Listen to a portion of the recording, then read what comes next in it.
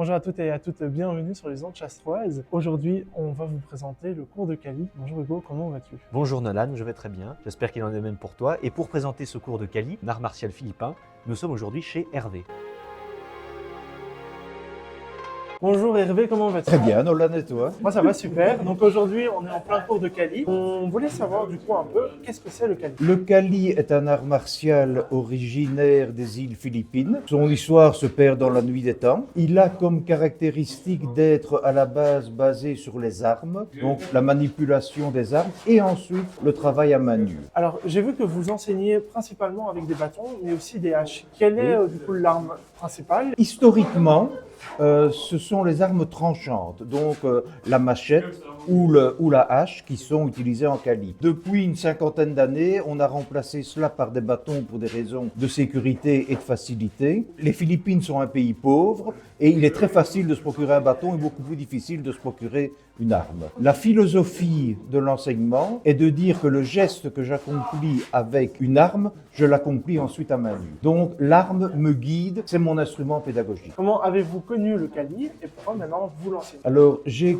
découvert le Kali par hasard en recherchant un art martial qui se donnait près du bureau, près de l'emplacement du bureau où je travaillais à l'époque. Puis je suis inscrit au club et je me suis bien plu. Au moment du Covid, on a pu continuer à enseigner parce qu'on travaille beaucoup à l'extérieur. Et donc, à ce moment-là, j'ai commencé à donner des cours à 2 ou 3 personnes. Et puis, de fil en aiguille, les choses se sont enchaînées. Qu'est-ce qu'apporte le Kali du coup pour vos élèves au niveau mental et émotionnel? Kali est un art martial qui a comme caractéristique de faire développer tout le corps. Donc nous travaillons aussi bien le côté gauche que le côté droit, le haut du corps que le bas. Ce qui nous amène à, j'espère, être plus équilibrés. Ensuite, c'est une histoire de discipline et de courage. Vous savez, les premières fois que l'on fait des exercices au bâton et que vous voyez le bâton arriver vers vous, vous vous demandez si vous allez parer l'attaque correctement. Mais ce genre de choses vous oblige à un certain courage, une certaine confiance en vous. Comment se déroule du coup, de manière générale, un cours de Kali? Alors, c'est très classique comme organisation.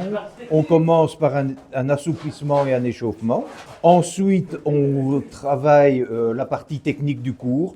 Alors, en fonction des jours, soit de bâton, soit de couteau, soit de main nue, ça dépend du programme. On travaille d'abord seul et puis avec un partenaire. Alors, de temps en temps, on passe aux applications, c'est-à-dire que on se livre à ce qu'on appelle des sparring, donc des combats simulés. Dans ce cas, on utilise des protections, masque d'escrime, gants de hockey et bâtons recouverts de mousse. Test pour voir si les pratiques que l'on a apprises en théorie fonctionnent en pratique. Quel type de personnes du coup viennent pratiquer ce sport avec vous? Alors, le Kali a comme avantage de pouvoir être pratiqué de 7 à 77 ans, et même après 77 ans, parce que il peut être envisagé comme une activité physique, ou si les rythmes changent, comme une activité plus martiale. Donc, actuellement, j'ai 2 groupes d'adultes qui se réunissent le mardi et le vendredi soir, et j'ai un groupe d'enfants de 6 à 12 ans le dimanche matin. Donc, c'est ouvert à tout public. Aux États-Unis, un professeur de Kali a même développé un programme spécial pour les gens qui souffrent de sclérose en plaques ou de maladie de Parkinson. Justement, la coordination du haut et du bas du corps, le déplacement, etc. C'est quelque chose qui peut leur être utile. Est-ce que pour l'instant vous êtes à la recherche de nouveaux élèves? Je suis toujours à la recherche de nouveaux élèves, mais je ne suis pas à la recherche de nouveaux élèves à tout prix. Je ne cherche pas les petits casseurs qui viennent apprendre à se bagarrer pour des bagarres de rue. Je tiens à ce que mon club reste familial et une bonne ambiance. Donc c'est vrai qu'on pratique des techniques martiales, mais on les pratique dans le respect de tout un chacun. Ça c'est, je vais dire, ce qu'on fait au premier cours. Voilà. Et on va le faire des dizaines et des dizaines et des dizaines de fois jusqu'au moment où ça va vraiment être entré dans nos vies. Maintenant, je suis dans une situation de self-défense. Je suis dans une situation où ce gars a passé les limites. Je vais donc faire angle 1, angle 2, mais sans les mains. Sans les bâtons. Mon angle 1 va devenir une gifle qui va viser ici le côté de son visage. Je passe, comme j'ai fait avec mon bâton, et je reviens en angle 2, seulement cette fois-ci, je ne reviens pas avec le dos de ma main parce que je vais me faire mal. Je vais fermer mon poing et le transformer en coup de poing marteau. 2, ici à la tempe. 1, 2. Et c'est exactement le geste que je fais, mais de plus loin. Ne bouge pas. 1, je passe. 2, je reviens. La pédagogie du Kali, c'est ça. J'apprends avec un bâton et ensuite j'applique sans bâton parce que je ne me balade pas dans les rues avec un morceau de bois de 80 cm comme ça dans la main. Idem pour d'autres techniques que l'on pratique, mais l'idée c'est vraiment celle-là. J'apprends à faire avec des bâtons ce que je vais faire sans. Donc ça c'est un petit enchaînement à 2 bâtons, droite, gauche, droite, gauche, droite, gauche, droite, gauche, droite, gauche, droite, gauche, droite, gauche, droite, gauche, droite, gauche. Ça fait partie de la routine du débutant. Coup de poing, je donne coup de poing, Saran Labo. 1, 2, 3, 1, 2. Tu peux, Saran Labo externe. Donne-moi un coup de poing. OK 1, 2, 3. J'attaque de l'autre côté. 1, 2, 3.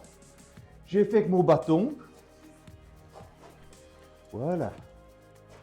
L'enchaînement est exactement le même. Si tu reprends tes bâtons, je donne un coup de poing, tu fais Broken Six dessus.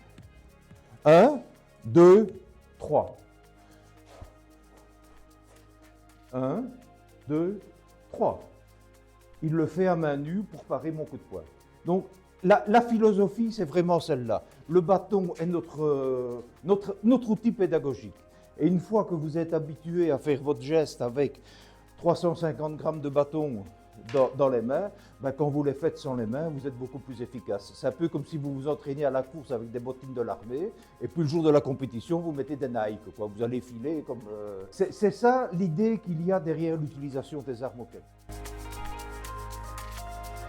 Alors, Laurent, comment est-ce que vous avez découvert le Kali? Bonne question. Donc en fait, initialement c'était pour Nathan. En fait, Nathan il a toujours bien aimé jouer avec les bâtons dans le jardin, un peu Star Wars, sabre laser. Et donc effectivement, sa maman a vu sur Facebook qu'il avait un cours de Kali avec les bâtons. Donc on s'est dit pourquoi pas inscrire Nathan pour ça. Et donc effectivement, initialement c'était pour Nathan. Et donc chaque fois, moi je venais aussi le voir. Et finalement, ça me rappelait un petit peu mon passé où j'ai fait aussi un petit peu d'arts martiaux par le passé. Et donc je me suis dit pourquoi pas me relancer dedans. Surtout que c'était avec ici surtout avec des armes, enfin, des bâtons, des couteaux. Voilà, donc c'est un peu différent de ce qui est traditionnel. Vous avez déjà fait des arts martiaux? Oui, enfin, il y a longtemps, du karaté et un peu de boxe, quand j'avais 15 ans, de 15 à 20 ans. Et vous êtes retrouvé un peu dans le Kali après, grâce à ça? Voilà, c'est ça. Donc ça m'a rappelé des bons souvenirs. Et puis après, comme ça a intéressé Nathan, c'est chouette aussi de faire une activité avec son fils. Et puis après, il a d'autres membres qui sont aussi sympas. Donc finalement, c'est une chouette ambiance. Et quel conseil vous donneriez à quelqu'un qui souhaiterait vous rejoindre après? De ne pas hésiter, parce que c'est vrai que c'est des arts martiaux, mais finalement,